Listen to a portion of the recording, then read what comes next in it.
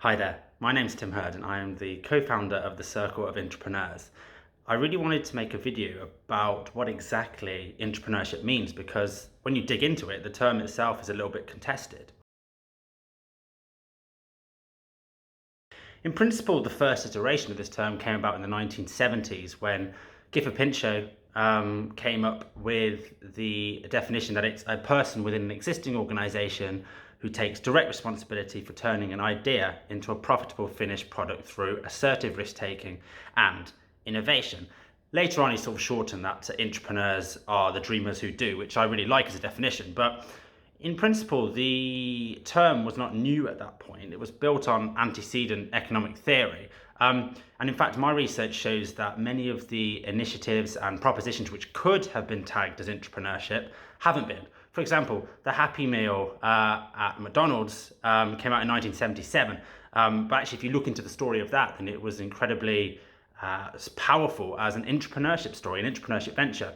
So this reflects that the term itself was then, and to be fair, to this day still is relatively nascent, relatively new. It's a new term that hasn't made it into mainstream thinking, mainstream corporate discourse, mainstream language.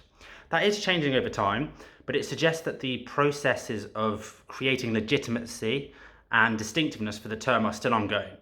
Social entrepreneurship is a little bit different. They're a little bit more likely to be tagged as case studies for that phenomenon. But in general, the term is still fairly new. What do I mean when I say that the term is contested? Well, actually, the elements of what comprises entrepreneurship can be fought over to an extent. Some authors, for example, and these debates go on in the literature, some think that it doesn't need to require innovation.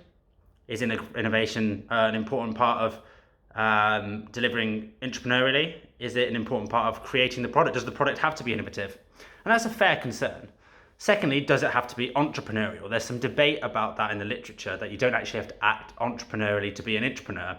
I disagree with that one. I think that actually entrepreneurship is vital to the distinctiveness of the term, but also to the methodology. As Schumpeter said back in the 1930s, entrepreneurship is a characteristic and a driver of both macro and microeconomic activity. And that's important because it's a driver. Entrepreneurship, acting entrepreneurially, is a driver of entrepreneurship. It's the methodology, it's how it's done. And to me, that therefore is a vital component of it because that is the ethos. So an entrepreneur is an employee who acts entrepreneurially inside an organization to deliver new business ventures for their employer. I then break out something which I call entrepreneurship, which is the science of developing organizational structures to foster entrepreneurs. Historically, that was combined with the term entrepreneur, but I think it's a discipline in its own right, because actually building an entrepreneurship program shouldn't be a side of desk activity. There's a lot of science to it. It's incredibly difficult, and if you get it wrong, then actually it's worse than having no program is to have a bad program, right? And then entrepreneurship, as a term, is the field which combines the two.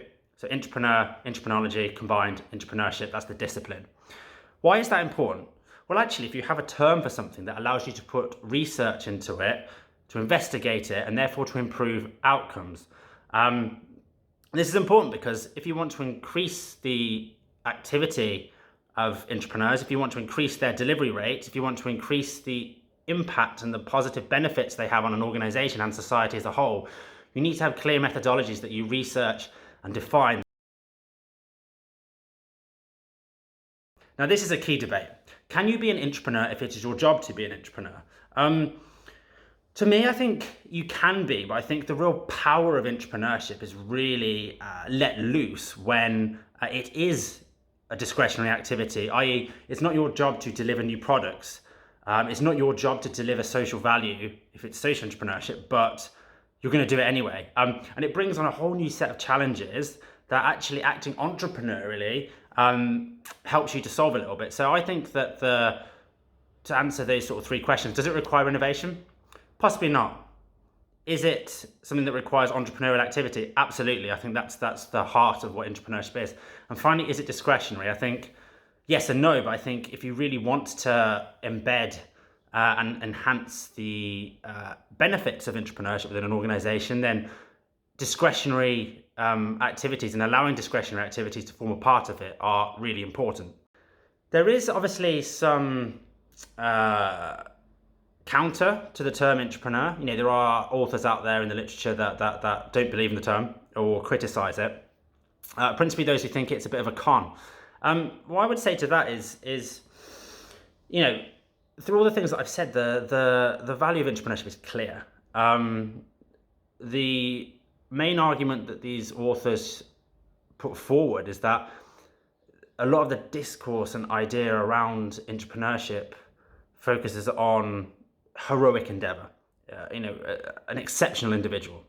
And they say that sets the bar too high, and actually those individuals don't exist. Well, quite frankly, I've worked with thousands of those individuals. They do exist. So the argument kind of falls flat on that point. But I will accept that it does require the right individuals and the right skill set. And in fact, the skill set is really hard to ingrain. But that can be trained, and that's the point. Like, entrepreneurship can be trained. That's entrepreneurship as a term in a nutshell. Hopefully that helps a little bit, and I'll speak to you all soon.